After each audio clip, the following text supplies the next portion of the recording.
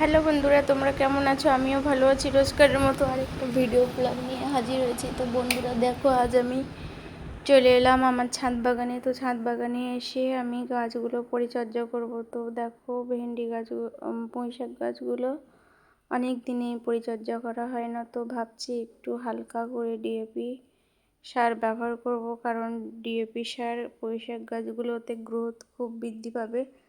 তো তার জন্য আমি ডিএপি সার ব্যবহার করছি। তো দেখো, ছাদ বাগানে পুঁইশাক গাছের গোড়াতে খুব ঘাস হয়ে গেছে। তো ঘাসগুলো আগে তুলে ছিঁড়ে ফেলে দেবো, কারণ এগুলো যদি থাকে তো এই ঘাসগুলোই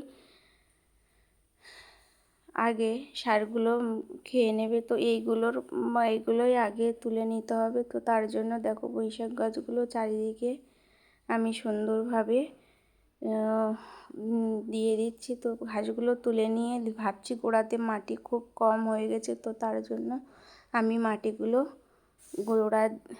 কিছুটা মাটি দিয়ে আমি সারি মাটি দিয়ে চেপে রেখে দেবো গাছগুলো।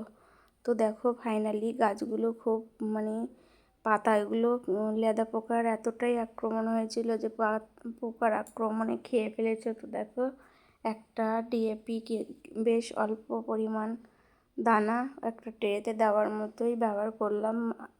তো দেখো, কিছুটা গুলে পাতলা একটা তরল সার বানিয়ে নিয়েছি। তো এইটা প্রতিটা পুঁইশাক গাছের গোড়াতে আমি দিয়ে দেবো। বাদ বাকি আরেকটা পাত্রে গ্রো ব্যাগে দেখো পুঁইশাক গাছ আছে, এগুলো দেখার মতো নেই যে কী অবস্থা করে রেখেছে। তো এইগুলোতে আমি এই ডিএপি ভেজানো জল আমি ব্যবহার করেছি। তো দেখো, এদিকে চারিদিকে ভেন্ডি গাছ, ওগুলোও তো এতটাই পোকার আক্রমণ যে সব প্রায় খেয়েই ফেলেছে। তো দেখো, সমস্ত ট্রেতে আমি একইভাবে সার প্রয়োগ করব। এদিকে ছোট একটা পাত্রে দেখো কিছুটা আরও একটু পুঁইশাক আছে, তো সেগুলো ছোট ছোট। তো দেখো, আমি সেগুলো দিয়ে দেবো। এদিকে দেখো, আমার যে ছাদ বাগানে নাকচাপা ফুল গাছটা আছে, তো ফুল গাছটা চারিদিকে ঘাসে ভর্তি হয়ে গেছে। তো দেখো, সেগুলো আমি সব তুলে ফেলে দেবো। তো চারিদিকে দেখো, গাছটা এতটাই ঘাসকুটো হয়েছে যে ফেলে দেবো।